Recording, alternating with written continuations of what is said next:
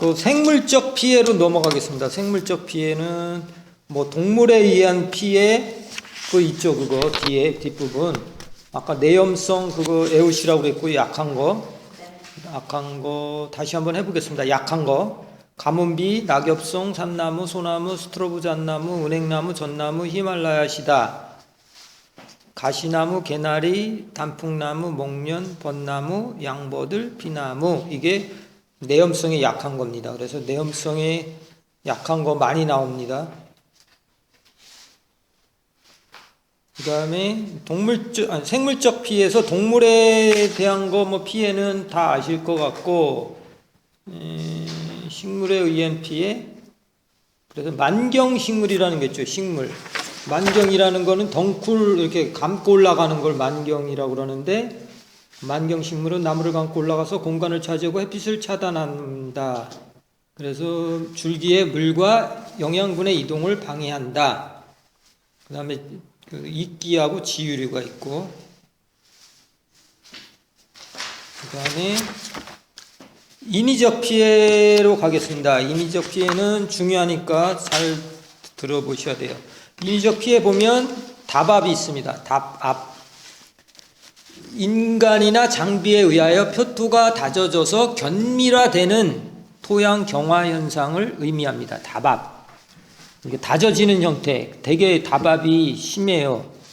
대부분 뭐 이게 쇠약해져 있거나 이런 거 가보면 다 답압이라, 저희 공사 현장에도 막 다 이게 막 공사 많이 하는데 가보면 노거스 같은 경우도 길가에 있는 것들 있잖아요. 다 이제 막 지금 콘크리트 같은 거 깨갖고 아스팔트 깨서 거기다 이제 뭐 자갈 같은 거로 이렇게 해서 이 토양 입자 사이에 공국을 이제 좁아져 있는데 이거를 이제 넓히는 작업을 하죠. 토양 용적 비중도 이제 높아지는데, 그래서 배수가 안 되고 통기도 나빠지고 뭐 뿌리가 잘 뚫지 못해 갖고 이제 생장이 불량해지는데, 그 증상 중요합니다. 장기적으로 서서히 나타난다. 그 다음에 생장이 저조하고 가지, 잎 생장이 저조하고 잎 같은 경우는 작아지고 황화 현상. 가지 끝부터 점진적으로 고사를 해요. 이거 답압이 날 수가 있어요. 2차 때. 이거 다 쓰셔야 돼, 그대로. 그래서 이게 이제 서술을 하실 때는, 이제 막 그렇게 서술형이라고 해서 막 이렇게 나열하는 게 아니고, 앞에다가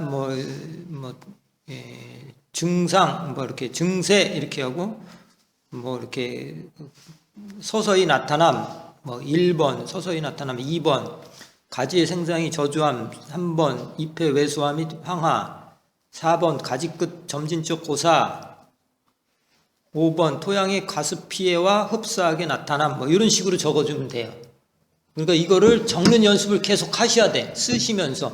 눈으로 보면 쉽죠. 근데 막상 쓰려고 답압에 대해서 설명하시오 이런 서술 문제가 나. 그때는 뭐 답압에 대한 건 아니고 이렇게 나와요. 이제 문제는 1회 때도 그렇고 2회 때도. 우리 같은 경우는 공원에 가봤더니 공원에 갔더니 가로수 아니 뭐 길가에 뭐 이렇게 사람들이 많이 다니고 그래서 피해가 나타났다. 뭐 이런 거예요. 그러면 이제 답을 써야 되잖아요. 이제 이때부터 이제 추정해서 쓰는 거죠. 이건 답압 피해다. 사람이 뭐 많이 다녀서 이제 표토가 뭐 견밀화돼서 경화 현상이 일어났다. 증세 쓰고 이제 계량법이 더 중요하죠. 계량법은 1번 천공후 다공성 물질을 투입한다. 그래서 모래, 유기물, 질석 같은 거를 이렇게 이제 구멍을 뚫어서 거기다가 넣는 경우도 있고요. 도랑 설치, 또 멀칭하는 경우가 있고, 동력 오가 전번에 얘기했죠. 동력 오가라는 거는 이게 구멍 뚫는 게 있어요. 동그랗게 구멍을 뚫어요. 그러면 거기다가 유광공 그거를 이제 이렇게 집어넣어서 거기다가 그 모래 같은 걸 채워 넣으면 거기 공기 같은 게 들어갈 거 아니에요. 뿌리 쪽으로. 그래서 이렇게 계량을 하는 거예요. 그 다음에 두 번째로는 물리적 상처가 있습니다. 이게 이제 기계 같은 거, 뭐, 인간하고 뭐 작업하다가, 특히 뭐 예초 같은 거 하다가 이렇게 이제 나무 긁는 게 있어요. 그런 게 있는데, 물리적 상처는 의도적으로 이제 파괴하거나 뭐 자동차나 중장비에서 충돌 사고, 그다음에 아까 얘기한 뭐 예초기 돌릴 때, 그다음에 지주 같은 거 설치할 때 잘못 당긴 줄 같은 거, 이런 거로 상처를 받는데, 일단 그 예초 같은 경우 소극적인 방법은 나무 밑동 근처에는 잔디를 심지 말아야 돼, 그죠?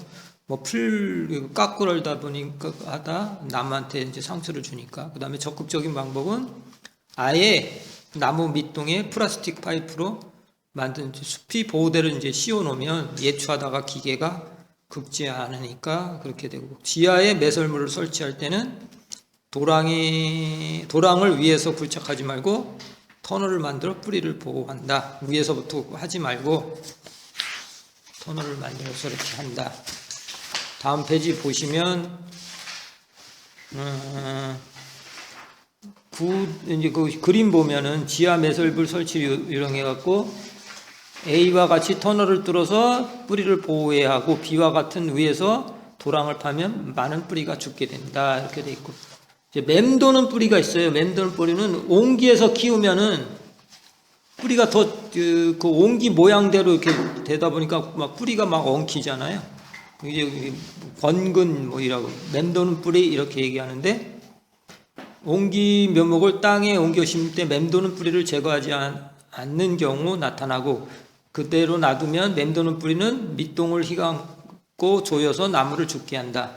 그래서 그건 다 어떻게 잘라내고 그렇게 해야 되죠. 이식하고 그럴 때. 그래서 제대로 뻗을 수 있게끔 만들어줘야 되고, 4번 매립지와 하수구의 유독가스. 요새 그 도시의 수목들은 이런 땅 밑에 지하에 매립지라든가 아니면 이제 가스관 이런 게 많이 지나가는데, 매립지 같은 경우는 색깔이 이제 변해요. 만약 뭐 쓰레기 같은 게 썩잖아요. 그래서 토양의 색깔은 청회색이 된다 또는 흑회색이 된다. 그 다음에 황화수소가 이제 가스가 이제 생기게 돼서 계란 썩는 냄새가 나고, 불규칙하게 땅이 가라앉거나 금이 간다. 그래서 가스 종류는 메탄가스, 뭐 유압가스, 이산화탄소 이런 게 발생하게 되고요. 이게 증상은 서서히 나타난다. 그 다음에 이산화탄소는 많고 산소가 부족하기 때문에 통기성하고 배수가 불량한 경우하고 또 비슷한 증상이 나타나고요. 그 다음에 가지가 이제 생장이 불량한데 가지가 엉성하고 잎이 작아지면서 더 진전되면 가지가 마르고 갈색으로 변한다. 뿌리는 청색으로 변한다. 청회색, 청색 막 나오잖아요. 이런 것이 이제 매립지에서 나타나는 현상이 되겠어요. 그 다음에 그 지역의 대부분 수종이 같은 증세를 보이면 곰팡이엔 근분병이 아니고 불량한 토양 조건이라고 추정된다. 하수구 근처에는 메탄가스하고 유화 수소가스가 잎 위에서 잎이 누렇게 변한다. 방지법은 배기 파이프를 설치하여 메탄가스를 밖으로 배출하고, 중금속 오염이 심하면 토양 주변을 드러내갖고 객토 식지하는 것이 바람직하다. 요게 이제 가끔가다 매립지에 대한 게 이제 가끔가다 나고요. 대기오염은 아주 중요하다고 그랬어요. 대기오염은 아까 좀 했었는데 이제 세부적으로 들어갑니다. 여기서부터 증상 같은 거 다 쓸 수 있어야 돼요. 대기오염은 알 것 같아요. 그러니까 대기오염 종류 그런 거 다 알아두셔야 하는데, 대기오염은 아주 경미할 때는 수목에 피해가 없거나 생장을 촉진하는 경우도 있다. 그런데 만성적으로 하면 광합성 무기양료의 흡수를 방해하고 병해충을 유발할 수도 있다. 그렇게 돼 있어요. 근데 대기오염 종류는 제일 흔한 게 이제 아황산가스. 이게 이제 후진국형 대기오염 물질이거든요. 옛날에 석탄 같은 거 떼면은 이런 이제 아황산가스가 발생하는데, 그 수치 중요합니다. 0.1 ppm 이상에서 수목에 피해를 준다. 이렇게 알아두시면 되고, 그 다음에 이제 질소화합물이 있습니다. 질소화합물은 NOx 이렇게 표시하는데, 이건 이제 자동차가 이제 이렇게 엔진 그 연수하는 과정에서 이게 생깁니다. NO2, N2O 이런 물질이 생기는데, 이걸 질소화합물이라고 그래요. 질소화합물. 그다음에 또 가면은 오존이 있습니다. 오존. 이거 특징하고 그걸 다 쓸 수 있어야 돼요. 오존은 성층권에서 태양의 자외선을 차단하는 역할을 해요. 이제 막아주잖아요. 성층권 저 높은 대기를 벗어나서 그 위에 또 성층권이 있는데, 거기서 햇빛 같은 거 자외선에 노출되면 안 좋잖아요. 근데 이걸 막아주는 좋은 역할을 하는데, 이게 이제 대기권에서는 안 좋은 역할을 해요. 그래서 그 생물에게 유해한 가스인데, 오존은 주로 자동차 매연가스에서 2차적으로 생성되는 거예요. 그래서 온도가 높을 때 30도 이상 여름에, 그래서 질소산화물이 나타난다고 그러는데, 이 질소산화물하고 자동차 매연은 질소산화물하고 탄화수소가 자외선에 의해서 이제 산화 반응에서 일어난다. 그러니까 질소산화물 플러스 탄화수소. 그래서 여기에 자외선이 합쳐져서 산화 반응을 일으킨다. 이건 오존은, 아까 이산화탄소는 아황산가스는 그 후진국형인데, 이거는 오존은 선진국형 대기오염 물질이다. 그러니까 비린내 냄새가 나고 산화력이 이제 강하다. 수치로 보면 대기 중에 0.12 ppm은 그 이상이면 오존주의보, 그다음에 0.3 ppm, 0.12 ppm 이상은 오존주의보, 0.3 ppm은 오존경보, 이렇게 되어 있습니다. 요까지가 이제 아황산가스, 질소산화물, 그다음에 오존, 요게 이제 중요하고, 뭐 밀입자, 요새 이제 미세먼지 얘기 많이 하잖아요. 밀입자 크기는 0.002mm 저기예요. 우리 토양할 때 저기죠. 점토의 크기. 그래서 그 정도 검댕과 먼지는 도시에서 식물 생장에 지장을 주고, 그 다음에 이제 그 나무에는 기공을 막아내요. 그래서 한 2년 이상 누적되면 기공을 막아버린다. 그 다음에 팬이라는 게 있어요. 팬은 오존과 마찬가지로 자동차 매연가스로부터 여름철에 대기권에서 합성되어 만들어진 강력한 산화력을 가진 물질이다. 이렇게 돼 있어요. 그 참고사항으로 그 밑에 뭐 황화합물, 질소화합물, 뭐 이런 할로겐, 광화합물, 산화물 이런 게 있다. 이렇게 알아두시면 되겠습니다. 근데 병징 중요합니다. 보시면 그 병징, 대기오염 병징은 가장 예민한 게 이제 잎이죠. 잎에 유세포가, 살아있는 세포가 가장 많기 때문에, 왕성하기 때문에 거기에 많이 이제 피해를 입는데, 만성 피해가 있고 급성 피해가 있습니다. 그래서 만성은 잎의 황화 현상부터 나타나요. 다른 요인에 의해 생장 물량의 증세가 구분이 잘 안 돼서 가려내기 힘들고요.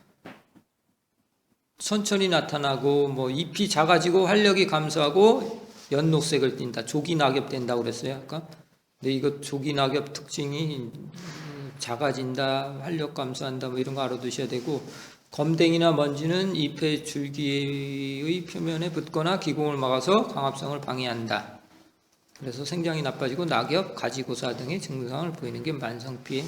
급성 피해는 이거는 연맥 사이에 잎 가장자리, 그 다음에 잎 끝에 황화와 괴사, 주근깨 같은 반점 현상, 백화 현상, 뭐 조기 낙엽 이런 게 생기고, 침엽수는 황화 현상, 잎 끝에 젓갈색 변색과 괴사가 나타나고, 대기오염하고 비슷한 증상을 나타낸다. 대기오염과 비슷한 증상을 나타내는 게 뭐예요? 곰팡이, 뭐 진딧물, 응애 이런 거하고 비슷한 증상을 나타낸다 이런 얘기고요.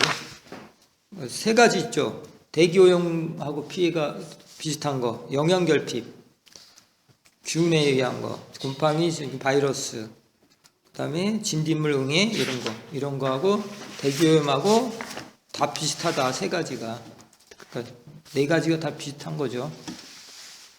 그래서 표 16으로 돼 있나요? 대기오염 물질 20일? 네. 대기오염 물질에 의한 수목의 병진과 독성 이거는 다 알아두셔야 돼. 만약 쓰게 된다면 요거만 쓰시면 돼. 쓸 수 있어야 돼. 그래서 아황산가스 하면은 물에 젖은 듯한 요거를 강조해 주면 돼요. 아황산가스는 잎의 끝부분과 연맥 사이 조직의 괴사다. 입에 젖은 듯한 모양이다. 아황산가스. 침엽수도 마찬가지로 물에 젖은 듯한 모양이다. 아황산가스. 다음에 질소산화물 있습니다. 질소산화물은 초기에 흩어진 회녹색 반점이 생기고, 회녹색 반점, 질소하면 회녹색을 생각하시면 되고, 가장자리 괴사, 인맥 사이 조직 괴사, 가장자리 괴사. 자홍색이나 젓갈색으로 이제 변화하고요. 고사 부위와 건강 부위의 경계선이 뚜렷하다. 질소는 회녹색 이렇게 생각하시면 되고, 오존은 죽은 깨 생각하시라고 그랬어요. 오존은 죽은 깨. 책상 조직이 먼저 붕괴한다. 반점이 합쳐져서 표면이 백색화된다. 그래서 들어왔나 보다. 소리가 딱 들어오네.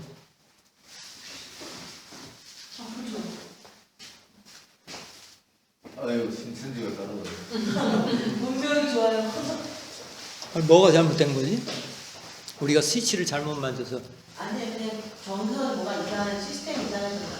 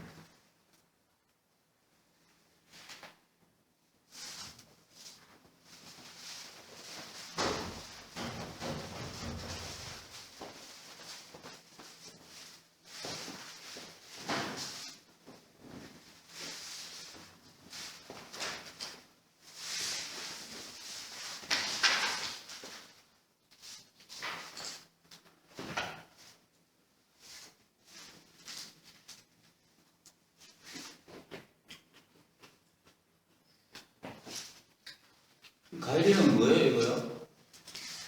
이거요? 치즈코도 가지코드예요? 가지코도 의사를 가지코도. 맛있네요. 마트에 있으면 팔아요, 이거요? 네, 오늘 처음 봤어요. 저는 저번 주에 싹 깎아서 맛있어가지고 딱 한 데 있는 거야. 병징 중요합니다. 이거 네. 쓸 수 있어야 돼요. 물에 젖은 듯한 하황산가스. 질산은 흩어진 회녹색이 된다. 그 다음에 오존은 죽은 깨라고 그랬어요. 햇빛을 많이 받아가지고. 오존은 죽은 깨. 그 다음에 펜이라고 그러죠. 뒷면에 광택이 나면서 청동색으로 변하고 고농돼서 잎 표면에 피해를 입는다. 여북 조직의 피해를 받는다. 불소, 잎 끝의 황화, 잎 가장자리 확대, 중록을 따라 안으로 확대되어 황화 조직이 고사한다. 중금속, 황화 현상, 가장자리 고사, 조기 낙엽, 잎의 외성화, 유엽부터 먼저 발생한다. 뭐 이 정도는 알고 계시면 되죠.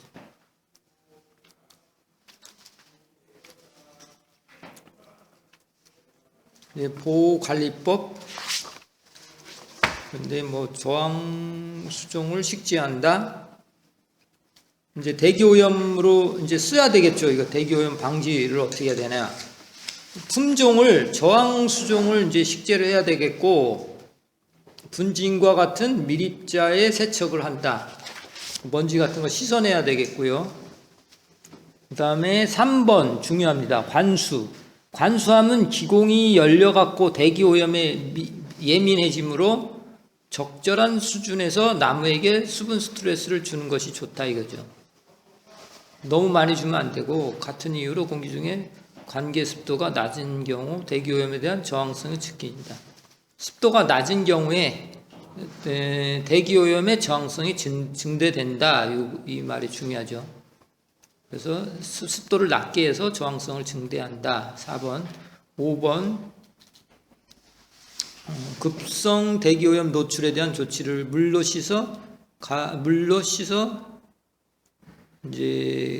씻어주고 생장 억제제를 사용해요. 생장 억제제를 뿌려주면 생장이 잘 안 되고 저항성을 높일 수 있어요. 생장 억제제는 뭐예요? 생장 아까 할 수 있는 거 옥신 같은 거 생장을 하는데, 아까 안 했었는데 우리가 생장 억제제가 있어요. 그 생장 억제제를 뿌려주면 돼. 생장 억제제가 뭐가 있죠?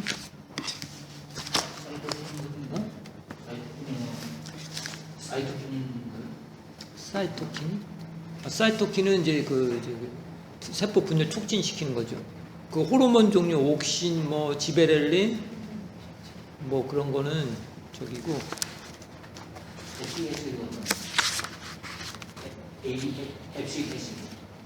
ABA, 아브시스, 에틸렌 이런 거? 그거는 저도 갑자기 생각이 안 나네. 뒤에 있을 거예요. 생장 억제제라는 게 있어요. 그런 거 뿌려주면 되고요. 이름 알려드릴게요, 나중에. 그 다음에 적절한 시비, 그 다음에 비료 같은 걸 잘 줘야 돼요. 그래서 오존이나 펜 같은 강력한 산화 물질은 잎의 조직을 산화하여 붕괴시킨다. 그래서 적당하게 줘갖고, 아예 안 주면 안 되고 적당하게 줘갖고 황산화 물질을 이제 생산한다. 황산화 하니까 아까 함양 얘기 나오네, 그죠? 황산화, 산성 같은 게 이제 뭐 산화 방지 뭐 그러잖아요. 황산화 물질. 그러면 질소를 적게 주고 인칼륨, 석회질 비료를 많이 주는 거고, 연면 시비를 한다. 연면 시비는 질산칼륨이나 질산칼슘을 0.5% 용액으로 만들어서 봄, 가을에 2회씩 시비해서 건강도를 높여준다. 그렇게 하면 되고, 이 수종별 저항성 가진 거를 심으면 되겠습니다. 그래서 은행나무, 프라타나스가 우리 현재 국내에서 가로수로 가장 많이 심겨져 있는데, 대기 오염에 강하기 때문에요. 소나무, 잣나무, 진달래는 약한 편이다 이렇게 돼 있어요. 그 뒷장에 보시면 이제 대기오염 저항성 생리는 이거 처음에 잘 나옵니다. 그 대기오염 저항성 생리 1번 유엽이 성엽보다 저항성이 높다. 유엽이 어린 잎이 성엽보다 저항성이 높다. 왜? 황산화 물질이 더 많이 생산이 돼서. 그리고 그 다음에 광합성을 많이 하면 황산화 물질이 많이 만들어서 독성을 제거하면서 대항한다. 광합성을 많이 하는 게 좋고, 속성수가 기공을 더 많이 열어 오염물질을 흡수하여 장기수보다 저항성이 낮다. 특이하죠. 속성수는 낮다. 생장을 억제하면 저항성이 높아진다. 생장을 억제하면 저항성이 높아진다. 지금 낮아지는 거는 하나뿐이 없네요. 그죠? 네, 속성수 문제고, 나머지는 유엽이 강하고 광합성을 많이 하면 되고, 생장을 억제하고, 이런 거는 이제 저항성이 높여지고, 그 다음에 질소 비료는 저항성 낮추고, 칼륨은 저항성을 높인다. 그래서 애워 드셔야 되겠죠. 대기오염 강한 수종, 이것도 꼭 시험에 나니까 강한 거를 애우든지 약한 거를 애우는 게 약한 게 조금 더 적으네요. 그래서 약한 거부터 하겠습니다. 침엽수, 가문비나무, 반송, 삼나무, 소나무, 오엽송, 잣나무, 전나무, 측백, 히말라야시다. 화렵수는 가시, 감, 느티, 단풍, 라일락, 매화, 명자, 목서류, 목련, 무화과, 박대기, 벚나무, 수국, 이탈리 포플러, 자기, 진달래, 튤립, 화살나무 이런 게 약한 화엽수가 되겠습니다. 산성비도 가끔가다 나죠. 산성비는 탄화가스에 놓여있는 산도가 얼마야? 5.7. 정확히 하면 5.6이 되는 거고요. 그 옆에 있습니다. 산성비 정의는 pH 5.6 이하의 빗물을 갖고 하는 거예요. pH가 5.6 이하를 산성비라고 이렇게 정의하고요. 황화이온하고 질산이온이 있습니다. 석탄하고 자동차 매연에서 주로 나온 그 황산이온하고 질산이온 때문에 이렇게 문제가 되는데, 산성비로 인한 치료법은 석회질 비료를 이제 토양에 넣어서 중화시킨다. 그렇게 되고요. 농약 피해 알아보겠습니다. 농약 피해 1회 때 1회 2차에 낮다고 그랬어요. 농약 피해는 그 필기 시험에도 나고 2차도 날 가능성이 있으니까, 났으니까 또 날지는 모르겠는데 아무튼 필기 때 날 것 같아요. 보시면 피해를 주는 거는 제초제, 살충제, 생장조절제, 아까 농약할 때 했던 거죠. 근데 거기서 제일 피해 주는 거예요. 살충제, 요 세 가지가 이제 피해를 주고요. 살충제 같은 경우 여름철 고온이면서 가물 때 많이 나타나요. 대신 피해 없는 거는 살균제, 그리고 농약 혼용했을 때 살균제, 살충제 혼용했을 때 살균제, 살충제. 그리고 제초제는 아까 옥신 계통을 이용하는 거예요. 그거를 만드는 거고, 높은 농도로 살포하면 제초제가 된다. 그래서 수목이 제초제를 뿌리를 통하여 흡수하거나 제초제가 잎에 묻으면 수목이 호르몬 대사의 균형을 잃으면서 피해가 나타난다. 이렇게 돼 있어요. 그죠? 제초제 증상: 말림, 뒤틀림, 기형, 외수화, 변색, 황화, 반점, 부분개사, 전체 고사, 낙엽, 그리고 가지의 힘, 뒤틀림, 비대 등의 증세가 나타난다. 잎에 접촉된 경우 약제 살포 수시간 또는 수일 후에 나타나고, 토양이 살포한 그 제초제는 살포 직후라든가 몇 달 혹은 몇 해까지 나타난다. 병징은 수중에 따라 약제에 따라 이제 다르긴 한데, 이 가장자리가 타 들어가요. 그러면 불규칙한 반점 생기고, 침엽수 경우에는 소나무 잎 끝이 젓갈색으로 변세한다. 그래서 농약 중에서 이제 제초제가 문제가 된다고 그랬어요. 그래서 이사디가 잎이 타면서 말려 들어가는 그 피해를 받고요. 선택적 제초제, 디캄바라고 했어요. 반벨. 유제 화렵수의 잎은 기형으로 자라면서 비대 생장을 한다. 가지 끝이 굵어지면 꼬부라진다. 이게 비대 생장하는 거예요. 은행나무 끝이 말려들고 주먹은 황화 현상이 일어났다. 선택성 제초제 특징들 요거 알아두셔야 돼요. 비선택적 제초제가 있는데, 화렵수의 잎은 갈색으로 말라 죽고 주목, 향나무, 측백나무는 새 잎의 끝부분이 황화 현상을 보인다. 방제법 중요합니다. 다 써야 되겠죠. 서술행에서. 1번 토양 잔류 농약, 이거를 이제 흡착하는 거죠. 완숙탭이 부엽토, 석회 같은 걸 이용해 갖고 흡착시키고, 또 건조할 때는 관수로 제초제를 씻어내고, 표토도 교체하면 되겠습니다. 신선한 흙으로 대체하고 뿌리가 다치지 않게 중요해야 되고, 두 가지 같이 쓸 때는 농약 허용 적후풀을 반드시 점검하여 약해가 발생하였는지 먼저 확인한다.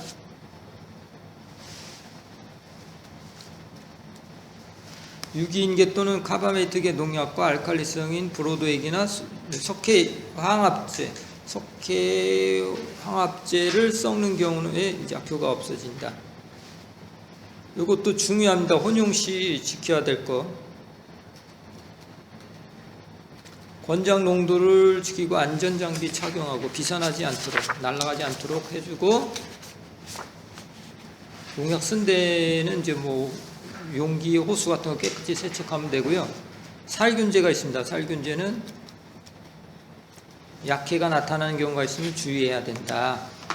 그래서 디프수화제를 살포하면 그 핵과류 같은 경우, 아니 핵과류가 아니라 이제 핵과류, 복숭아 앵도 이런 거, 앵두 같은 거를 살포하면은 여기다 살포하면 디프수화제를 했다면 황화 현상을 보면 낙엽이 진다. 이것도 특이하니까 외워 두셔야 되고,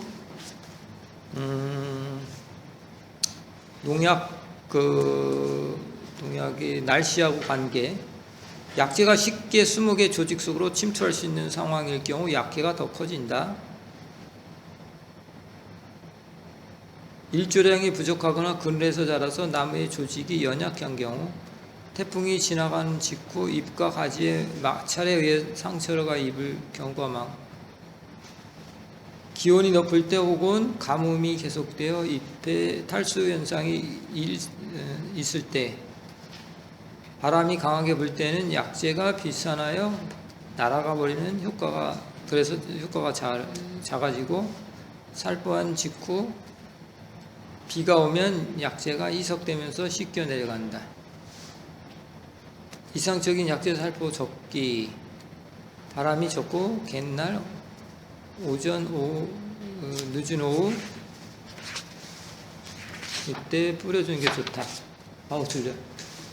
막 졸면서 하네 지금. 뜨뜻한 물. 네. 좀 쉬었다 하자고요. 졸리네 졸려.